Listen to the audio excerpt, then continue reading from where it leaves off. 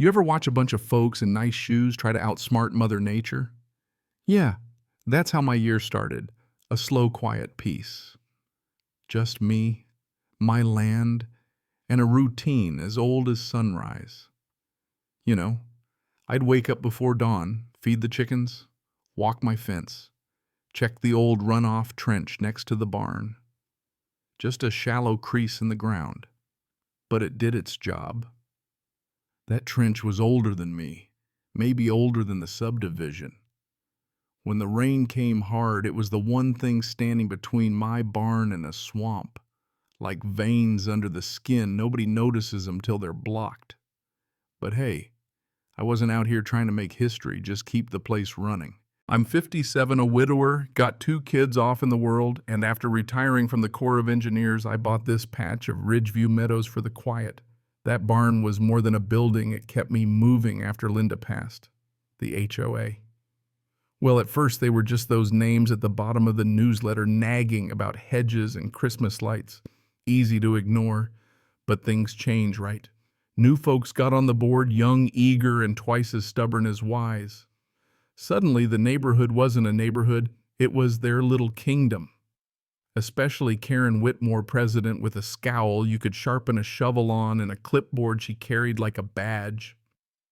I kept to myself, fixed my own fence, cleaned that trench every spring. As long as nobody bothered me, I didn't bother them. Then came the letters. It was fall HOA, all fired up about landscape compliance, whatever that means.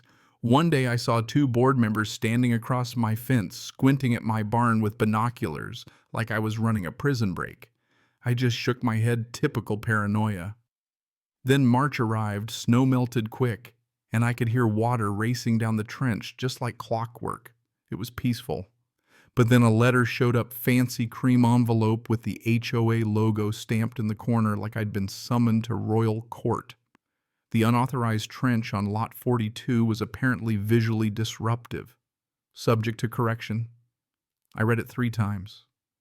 Unauthorized. That trench was on the original blueprints. I'd bet my last pair of dry socks on it.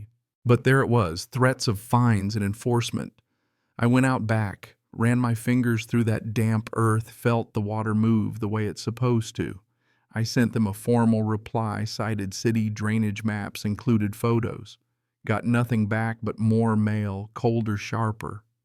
Refusal to comply with aesthetic guidelines will result in further action. Not a word about function, just looks. I knew what this was. Karen had big plans for beautifying the place. And my trench in her mind was an eyesore. Still, I figured be reasonable, show them the facts, they'll come around. Yeah, right. 3 weeks later, I pull up after a feed store run, and there's 2 guys in orange vests, a skid loader, already chewing up the edge of my land. The trench was half filled with gravel and soil stack of paving stones ready to lay. One kid told me they were just following orders. My heart was hammering as Karen sauntered up all smiles talking about upgrading the space. I said it wasn't meant to look nice. It was meant to move water. She gave me that look, pity for the slow kid in class. Well, perhaps it's time we modernize a little. That night, rain started tapping the roof as I sat in the barn staring at the floorboards, hands tight in my lap. I didn't sleep much. Next morning, I went out and found the trench gone buried under neat gravel pavers and a few ornamental shrubs. Water had nowhere to go now. It was like they'd erased all the history in one afternoon. Another letter waited in my mailbox, a completion notice. The HOA had altered my property in alignment with community beautification efforts, thanked me for my cooperation. I nearly tore it in half. I wrote a 6-page response, attached satellite photos. City permits the original Hydro report that said clear as daylight the trench had to stay. Delivered it myself to the HOA office. Karen's assistant barely looked up, promised to pass it along. 3 days later, I got a letter threatening disciplinary action for repetitive interference with HOA operations. Harassment. That night, rain started again, soft at first. I sat on the porch in my old marine jacket barn, standing silent, the trench gone. You know, back in 2008, first year here, a spring storm hit out of nowhere. I hadn't cleared the trench yet. Water barreled down, flooded the barn, ruined feed, nearly took out the back wall. Linda and I spent half the night in knee-deep mud digging with a flashlight and shovels. Floorboards still have scars. After that, I rebuilt the trench by hand. Every spring, I walked it. Never wanted water to win again. But Karen's HOA just erased it for aesthetics. I went to the city engineering office. Greg Myers remembered me from an old oversight committee. They filled in your runoff trench, he said. That's not just dumb, that's reckless. He pulled the topo map, showed me my barn sits right on the main drainage from the north. With spring rains coming, that trench was vital. He told me to document everything, so I did. Photos, videos, complaints. I even spoke at the next HOA meeting. Told them water doesn't care about politics. Karen rolled her eyes in front of everyone, said the community voted to prioritize landscaping. The arrogance was thick enough to cut. And sure enough, 2 days later, the rain came heavy. At first, water pooled where the trench used to be, then started creeping toward my barn's west wall, the decorative shrubs drowning, the gravel compacted, slick, useless. But the real trouble was brewing downhill. The HOA's pride and joy, their new clubhouse sat just below me, built with special assessments nobody wanted. Now rain started cutting through the mulch beds, water slithering down toward the parking lot. They sent a landscaping contractor out, poncho clipboard. Looked once, drove off, didn't care. That night the rain got serious. I watched water pushing under the clubhouse sidewalk, lifting the concrete, exposing the wiring. By sunrise, half the parking lot was underwater, mud everywhere. The clubhouse was trashed stream running through the reading lounge, silt across the floor, the whole place stinking of wet rot and pride. I walked past Karen that morning. She was ankle deep in water, phone glued to her ear, panic in her eyes. Not a word passed between us, but I didn't need to say I told you so. Silence after a disaster is strange. Everybody stands around waiting for blame to stick. I gathered all my evidence, drone shots, complaint letters, rainfall charts, and dropped the whole thing in the HOA's mailbox. Didn't gloat, just wanted accountability. That evening, Karen knocked on my door, voice small, asked for my help remediating the damage. I almost laughed.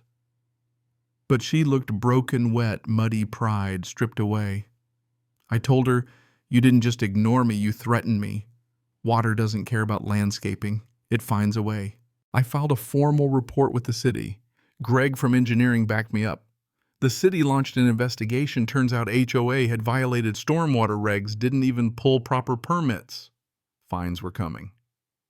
The next HOA meeting was a train wreck. Neighbors started speaking up. Mrs. Garcia lost her peonies. People woke up.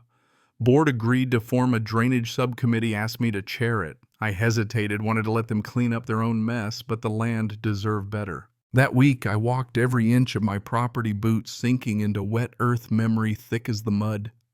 The last time the rains came hard, Linda and I almost lost the barn. Now the pattern was repeating.